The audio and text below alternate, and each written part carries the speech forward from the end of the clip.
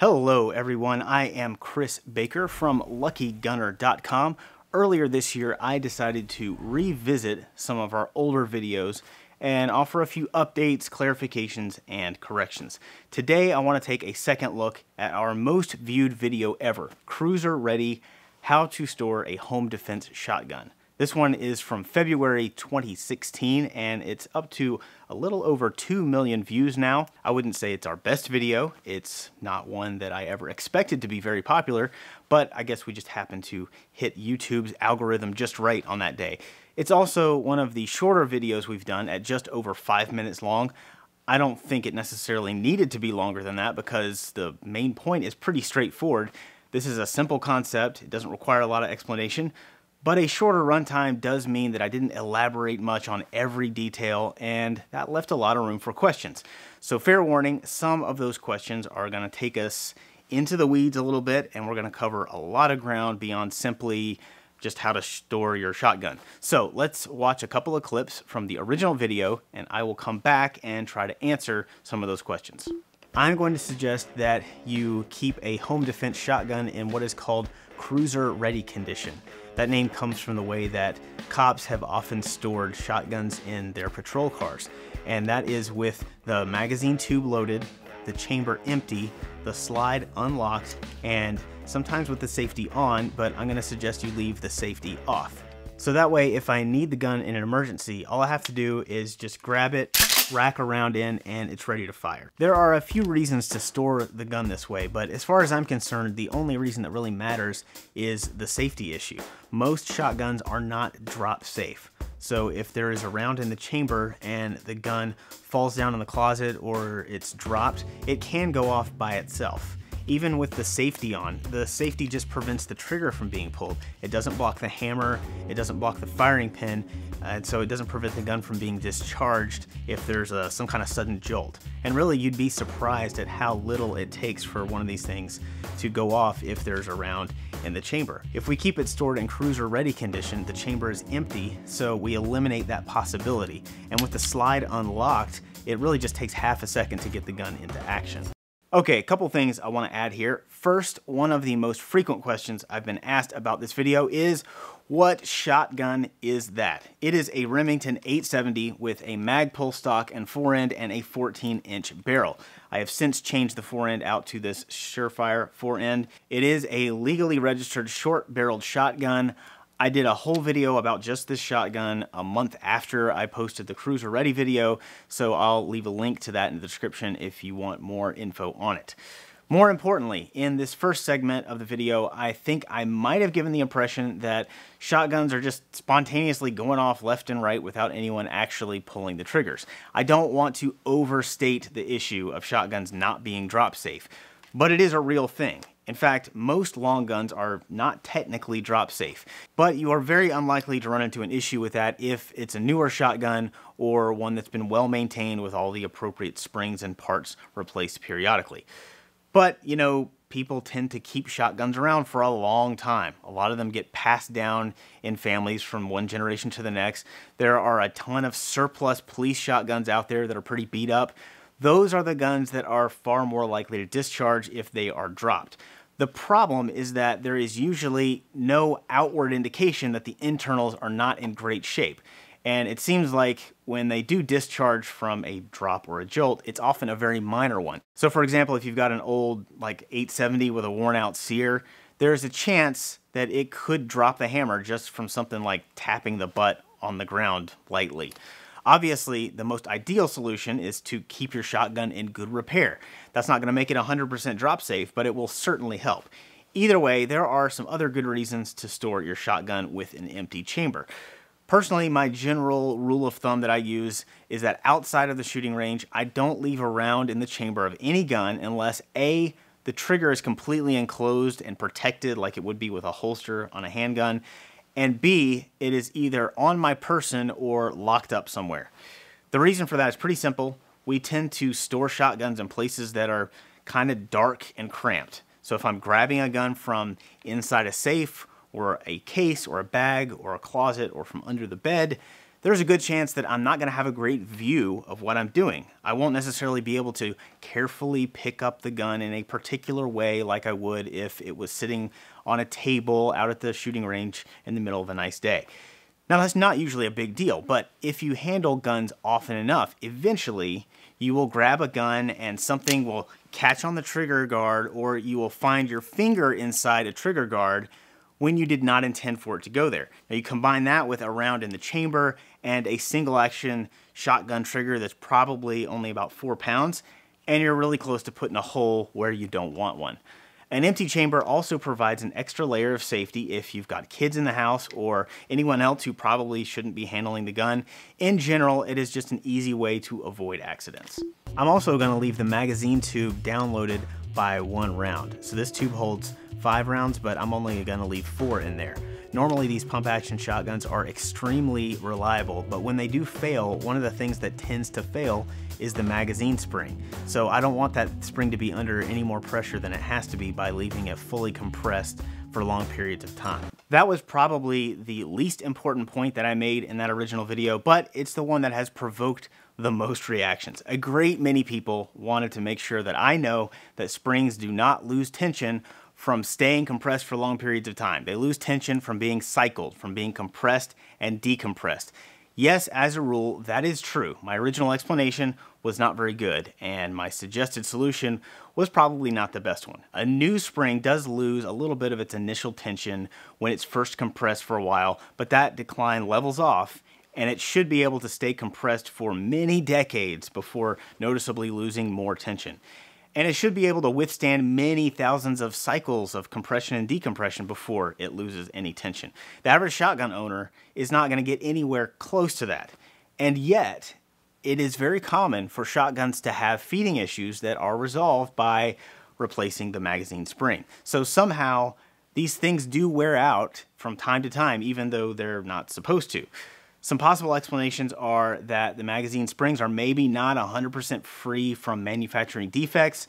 It could be that in order to maximize the advertised ammo capacity on a shotgun, the manufacturer is using a spring that is actually being compressed beyond its designed limit every time the gun is fully loaded.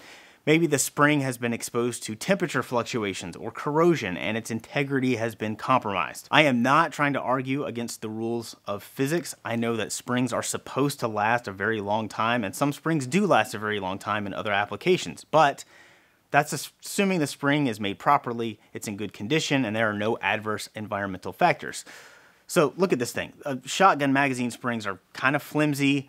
There's a lot that can go wrong with them. They live a hard life. They don't exist in a vacuum. Again, a lot of people have shotguns that have been around for a while. The top 2 shotgun manufacturers right now, Remington and Mossberg, they have not exactly had an awesome track record for quality control the last few years. Downloading the tube by 1 shell is one way to try and mitigate the feeding issues that can result from a bad spring. But it's not the best way. A better solution would be to simply replace your mag spring every couple of years. You can get a new one from Wolf Gun Springs for under $10. They make good springs. Also, replace your ammo at least once a year that you keep loaded in your shotgun, because the shells can occasionally get deformed from sitting in a full tube for too long. And keep the follower and the mag tube clean and free of debris. If you do those things, there is probably not any reason you can't leave your tube loaded to full capacity for long periods of time. In the next portion of that original video, which I'm not going to make you watch, I demonstrated the procedure for setting up your gun in a cruiser-ready condition. Basically, you clear the gun, make sure it's unloaded, double-check it, dry fire it, you pull a trigger on an empty chamber, that's going to release the action so that you can rack it without pressing the action release, and then you load the magazine tube. That works fine for pump actions, but for semi-autos, it's going to be a little different. I did not cover semi-auto shotguns in that original video because there are so many different types, and the procedure for setting them up is different for each shotgun. For example, for this Beretta 1301, if I load the mag tube and then run the bolt, nothing happens. The gun will not pull around from the tube and load it into the chamber. First, I have to press this little button, shell release, that kicks around from the tube onto the shell carrier. Then if I run the bolt, it will chamber around. So to put this gun in cruiser ready condition, I would load up the tube and then press the shell release to get around on the carrier, and that would be my cruiser ready. Or alternatively, if I really wanted to get one extra shell in the gun with the Beretta, I would load the tube and then I would open the bolt and hold it open, manually put a shell on the carrier, and then release the bolt over top of it, which is kind of tricky. Nope. Gotta push that down farther. There we go. There we go. Now I've got a full magazine tube and a round on the carrier. That is sometimes known as ghost loading, although normally ghost loading also includes manually loading a shell into the chamber. It's a method that 3-gun competitors have used for a while to maximize their ammo capacity before shooting a stage. I'm pretty sure that's where the term originated. Other semi-auto shotguns have different buttons or latches to release a shell onto the lifter and completely different procedures for ghost loading. Some shotguns can't be ghost loaded at all, and some semi-autos will chamber around directly from the tube when you run the action. So you just have to be familiar with how your shotgun works and practice with your dummy shells until you can just do it with your eyes closed. Now, it's probably worth mentioning, because if I don't, someone else will, the whole myth about the sound of racking a shotgun making bad guys pee their pants and run away. That has happened before. I've heard of it happening before, but it's not really something we count on. It's not the primary reason that we keep the shotgun in cruiser ready condition, and we don't really want to count on fear and intimidation as a primary tactic. On the flip side of that, I also suspect some of you guys are thinking that you want your home defense gun to already have a round chambered because you don't want to waste a whole lot of time and make noise that's going to give away your position. Personally, I kind of think that's a little silly. If there's someone in my house who's not supposed to be there, I want them to know that I'm there. I want to give them every possible opportunity to leave my house before we have some kind of confrontation. So not only am I gonna make some noise racking the shotgun, I'm also gonna issue some sort of verbal challenge, like who's there? And I'm gonna have a flashlight in my hand or mounted to the shotgun. Now, if the guy still wants to stick around after that, that's why I have the shotgun. But statistically, it's far more likely that whatever noise I'm responding to is actually a member of my family or a roommate or a pet or something like that. And in those cases, making a little noise racking the shotgun is actually giving them one more opportunity to identify themselves. Based on the comments I have gotten on this video over the years, there are still a lot of people who have serious concerns about storing their shotgun cruiser ready because it's too slow and or too loud. People don't want to make any unnecessary noises that might draw attention, or they are concerned about keeping a defensive firearm in a condition that is not ready to fire the moment they pick it up. Now, I understand why this speed thing is a concern. The standard doctrine for concealed carry that we've been hearing for years now is to always carry with a round in the chamber. You may have even seen some of the surveillance camera footage of armed citizens struggling and failing to get a round chambered in their handgun once they're already under attack. So it might seem logical to apply that same lesson to a home defense shotgun. As for the noise issue, I can understand in theory why you would be reluctant to broadcast your location in the home by making noise if you don't have to. In practice, though, I haven't seen a lot of evidence to support that as a major concern. I have yet to find a documented incident when making noise with a gun has gotten a homeowner hurt or killed. That doesn't mean it hasn't happened, but at the very least, it seems to be rare. In any case, to address both the noise and the speed issues, we need to take a more critical look at the home invasion context. There are a lot of differences between a home invasion and a violent attack outside the home. A home invasion is not usually an ambush. It doesn't start with someone threatening you or brandishing a weapon where you only have a second or two to react. An attacker has to get inside the house first. Now, assuming they haven't tricked you into opening the door for them and you keep your doors locked and your windows locked, they're most likely going to make a lot of noise in the process of breaking in. We don't want to wait until we see a stranger standing in our kitchen to go and get the shotgun. We have the shotgun in case we see or hear something that might warn us of potential danger ahead of time. If you have enough time to retrieve your shotgun, you have enough time to rack it. Like I said in the original video, chambering a round takes less than half a second if you've left the action unlocked like I suggest. If you're still concerned about not having enough time, you can buy a lot more time by hardening the exterior of your home than you can by leaving your shotgun loaded all the time. A lot of you have probably heard me talk about this before. It's the layered home defense strategy. This is where you can really stack the deck in your favor. So you do things like make sure your exterior doors have functional deadbolts and replace the factory screws that they come with in your hinges and your strike plates with 3-inch or longer screws. That's going to make it a lot more difficult for somebody to kick the door in. Maybe get some protective hurricane film on any large ground floor windows. Alarm systems are great too, and they are more affordable now than they've ever been. And dogs are really good at making noise when they hear something out of the ordinary. Anything you can do to slow down a home invader and require them to make more noise is going to work in your favor. Not only does it buy you more time to respond, to call 911, get your family together, whatever, it also acts as a deterrent. And there are a lot of other things you can do to make your home less inviting as a target. The point is that the shotgun is just one part of a layered home defense strategy. So we have to look at the noise thing and the speed thing in the context of it being just one part of a bigger whole.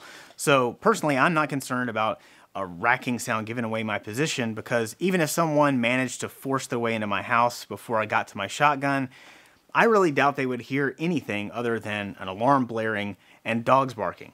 But let's say you don't have either of those things, and maybe you're forgetful. Sometimes you forget to lock the door at night. If someone broke into your home and heard a shotgun being racked and you yelling, "Get out!"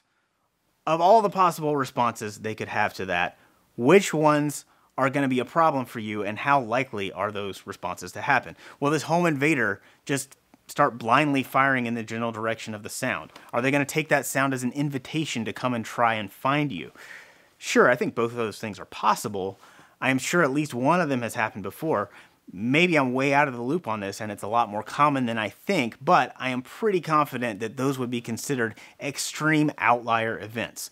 On the other hand, I can show you numerous examples of negligent death, injury, and property damage where storing a shotgun with a round in the chamber was at least one contributing factor. So to me, that is a pretty straightforward risk assessment to figure out. But maybe I'm missing something and you have some really compelling reasons to store the shotgun loaded, chambered, and ready to go.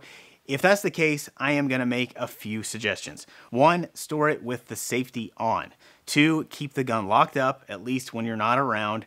3, if anyone else in your home will ever have access to that gun, make sure they know that you keep it loaded and that they know how to clear the gun.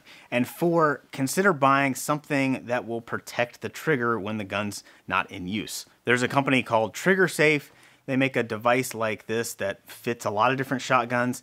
Now, I can't vouch for this product personally. I've never used it, but it looks like a pretty good design. It's even got a hole in it where you could attach a string or a paracord or something to make a little pull tab, or you could possibly attach the other end to the inside of your safe so that the shroud pops off automatically when you retrieve the gun. And I am sure there are plenty of other products out there that accomplish the same thing. This one is only $7, seems like pretty cheap insurance and wouldn't have to slow you down at all. Guys, I can't believe that I just talked about cruiser ready condition for 15 or 20 minutes or however long it's been. It seems long, but we covered a lot of territory. And I hope you learned something, or I at least gave you some food for thought. Next up will be the second installment of our lever action series, so be on the lookout for that. In the meantime, hit that like button, subscribe, and call your mom today. I bet she'd love to hear from you.